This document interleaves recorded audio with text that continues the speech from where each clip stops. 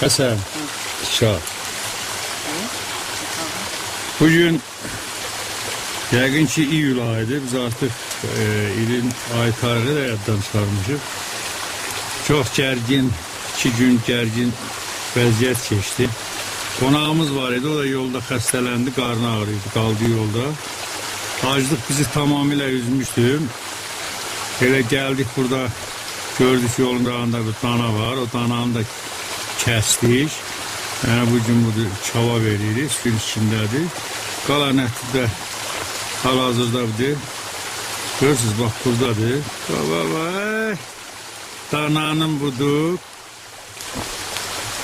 Gözdə mangal. Cermuk cermuk suyu. Həqiqətən araqdır. Yəni fermasçıların fermasından götürmüşdük. İşte cermuk yazılıb, ama iki araq idi, götürdük. Yəni yavaş-yavaş yeyirik burada. Ama bəzi hərbiçilər bu ərazilərə gəlməkdən qorxur, deyəcək ordacından öləcək. Qorxma. Gəlin, hər tərəf mal, heyvan, ət, kebab, ürəyiniz nə istəyirsə, bax burada var, görsən. Dananı da yıxmışıq o böyük çolluğa. Yəqin ki, akşama qədər kolunu yeyəndən sonra biraz da qızardıb yolumuza davam edirik.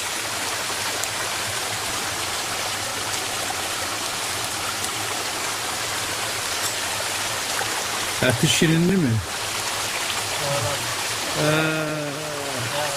10 manat de Bakıda. Əgər Bakıya geçsəz gör nə qədər veririk. Bugünkü qonağımız, yəni bu mənim anadan olduğum çəkdim. Bu dananı o mərasimlə kəsdik ki, qonağımız var idi. Yəni qonaq Cəbrayıldandır. Dana vurursun, ornamağını deyir. Artıq bunu örgədirik, yəni bu örgənməlidir, hazırlanmalıdır ki, gələcəkdə dana oğurluğu ilə o da yəni məşğul ola bilsin. Bu oğurluq bizim ata-baba sənətimizdir. O vaxt bizdə dana oğur olmayana qız vermirdilər. İndi bu Cəbrayıl qardaşı da örgədirik, qoy örgənsin. Nəysə.